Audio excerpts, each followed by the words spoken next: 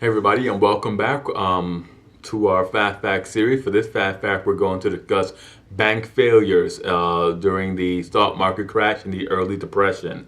Now, the banks, the banks played a pivotal role in setting the crash conditions, and then also adding to the worsening of the depression conditions. During the boom, the banks provided easy credit to literally everybody, to the wealthy and the impoverished alike. They During the time period, the Federal Reserve had lowered their interest rates so that the banks could acquire credit from them more easily. The banks, in turn, on their part, made credit more widely available to everybody, albeit at higher interest rates. So the banks, the way the cycle worked with that, the banks would provide some of their own money, and they would also take out loans from the Federal Reserve and make all this the cash available as easy credit to those who wanted to take out loans. Those who took out the loans typically used that money to buy stocks on margin. And they came in and they would spend 10% of the price on. They would simply come in and buy as much stock as they could at 10% of that value, hold on to it, hoping to sell it as the stocks rose in value for a profit.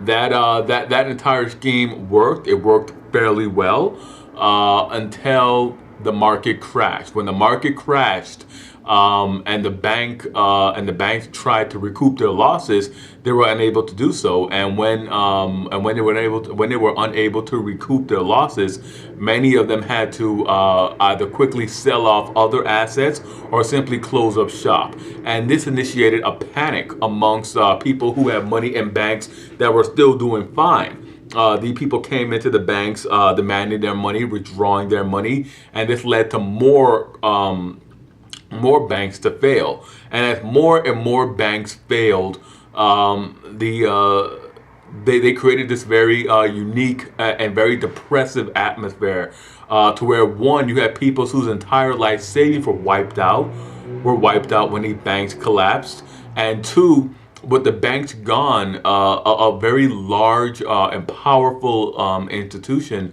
for increasing the purchasing power of the United States fell as well. Without the banks to provide credit, a lot of institutions, a lot of people simply lost access to purchasing power. So with this sort of twofold attack, twofold injury to the American economy, with the banks collapsing, with them failing, and that is my quick fast fact on bank failures during the crash and the early depression. Hit like, subscribe, and comment. Let me know what you thought about it. And as always, I'm Ted, and I'll see you guys next time for another fast fact.